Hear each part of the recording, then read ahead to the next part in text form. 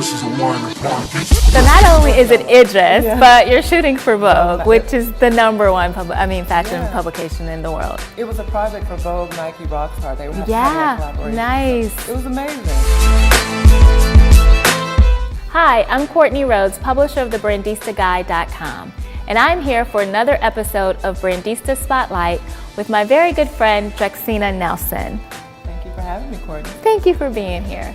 Drexina is the owner of Drexina Nelson Photography, the Society Salon Atlanta, and D&M Productions. So Drexina, I want to back up a little bit, and I know you talked to me a little bit in the past about your career path. Can you tell me how you started off in photography? Actually, I started off as a makeup artist. I worked for a year and a half, basically for free, to build my portfolio. And once I finished my portfolio, I went to an agency so excited, like, here's my work. And they said, well, great, you have great work, but the photography doesn't work. You have to get better photographers with better lighting. So I've invested a year and a half of my time and money for my career, and I couldn't use it at all. It was basically practice. So from there, I decided, because I have an art background, I said, you know what, I'll do this myself. And even though I know it sounds easy, it wasn't. I mean, I worked hard, sleepless nights, studying, and I'm self-taught. Right, wow. So from there, I started building this company that you see here. Wow. Well, that says a lot about you, obviously. And you touched on something that I think is very important for all brandistas to know. When you really want something and you're passionate about it, you really have to invest your time. And sometimes it's that you have to be an intern and you have to do free stuff because you have to really learn and cultivate your craft. It sounds like you kind of crafted your own career path, or you went with the flow of things. So you woke up and now you're teaching yourself photography. Talk to me about that first paid job as a photographer, what that felt like, what led up to that? Yeah. You know, I'll say my first client was a Cabbage Patch Kid. Wow, that's a pretty big brand though for a first client. It wasn't a real client, it was my Cabbage Patch Kid. Oh yeah, well.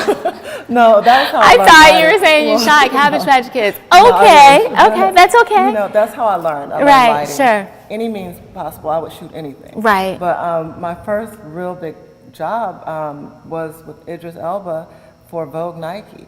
And when I tell you... What a first job. What a first job. How did that happen? There was a guy that I met years ago, and someone from London called him that he knew and asked for a photographer here in Atlanta because Idris was here at the time. And he thought about me. And they called, and I'm like, Vogue? What? Yeah, whatever. So not only is it Idris, but you're shooting for Vogue, which is the #1 fashion publication in the world. It was a project for Vogue, Nike, Rockstar. They were having a collaboration. Nice. So it was amazing. It's very interesting though. You're an artist, but you're also a phenomenal businesswoman, and I'm not saying that just because you're my friend, but you are.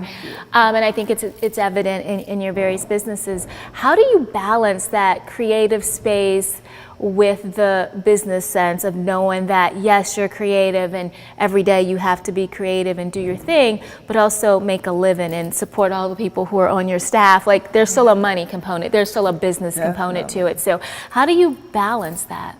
It's definitely a challenge because most of the time I just want to shoot. You just want to create. Can I just create? Yes. Can I just work?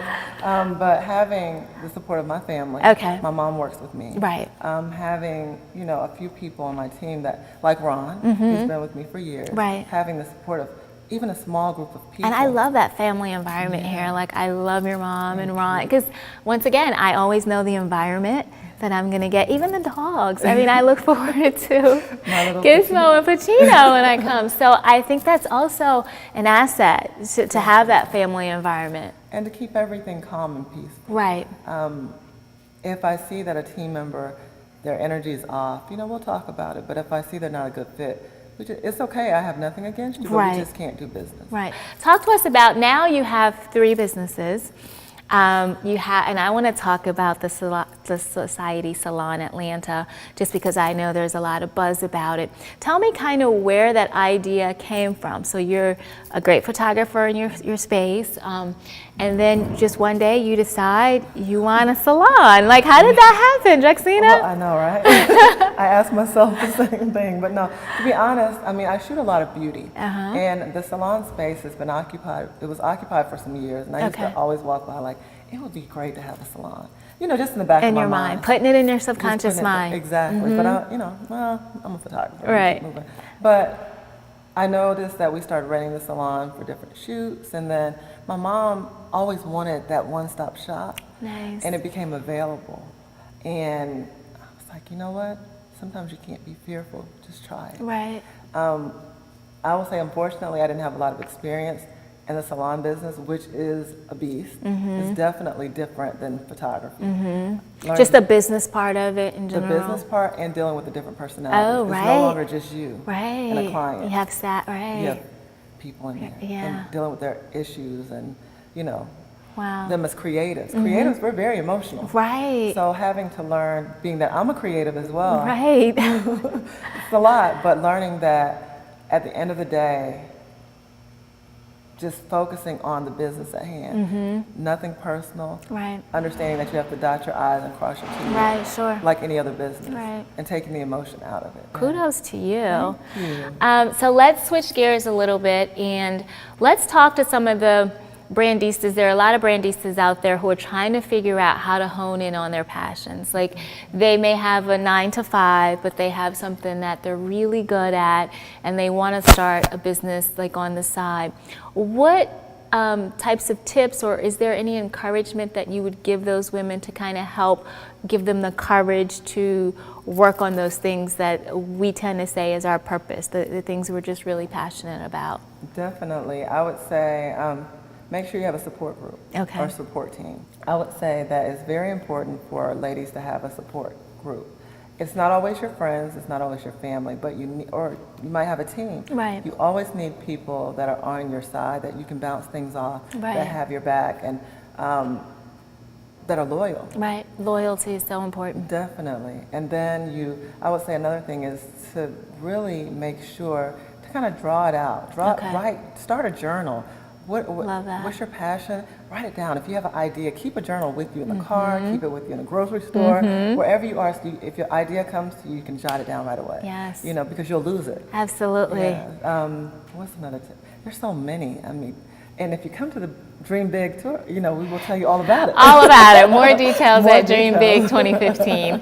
That's so. Thanks for the Dream Big plug, and thank you for joining me for Dream Big, because I think, you know, again, we talk about this all the time, but just in my everyday, I always think that we kind of attract people based on where we are, because we talk about this, and lately I've been just running into so many women who are like, you know, I know there's more in me and I want to do more, but I'm not sure how to get to the next step. So it's just such a blessing for us to have such an amazing group of women who are willing to share their stories, to give their tips, give their techniques, and inspire other women and be inspired in the process. Because every time I talk to a woman about her story, I'm supposed to be inspiring her, and I walk away feeling so inspired, like, oh my God, there's so much power there, there's so much creativity there, there's so much passion there. So have a support system, be open to growing, connecting, and maybe try to identify a mentor that could guide you, support you, hear you out along the way. Definitely. Love it. Okay, so one last question, and I have to ask you this because I know that your personal obsession, it's within shoes. It's actually clothes, period. Drexina has an amazing style. But what fabulous shoes have you acquired recently? Well, you know, I have this online shoe fetish. I love it. Online shoe fetish. So there's a site. I've been into this whole Italian shoe. Okay. I mean, I've bought the Louboutins and all that stuff, but I love comfortable, hot boots. Right. I'm a boots girl. You are a boot girl. Yeah, there's a site called Yoox.com. Yoox.com? Yoox.com. Okay. And they have amazing designers from Italy. And they're, like, it can range anywhere from $200 up to $1,500. Right. So you can get really top designers or you can get affordable Right. brands. But when I tell you the shoes on there are incredible. So Ukes.com, that's the plug for them. But I love them. So Right. I don't get paid for that. No, but they're Wow, great. I'm going to check it out. Yeah. And again, you have fabulous shoes as always, so I'm sure we'll all be checking out Ukes.com. For more information on Drexina's work, please visit drexinanelson.com. And thanks again, Drexina, so much. Thank you, Courtney. It's a pleasure. I look forward to dreaming big. Yes, me too.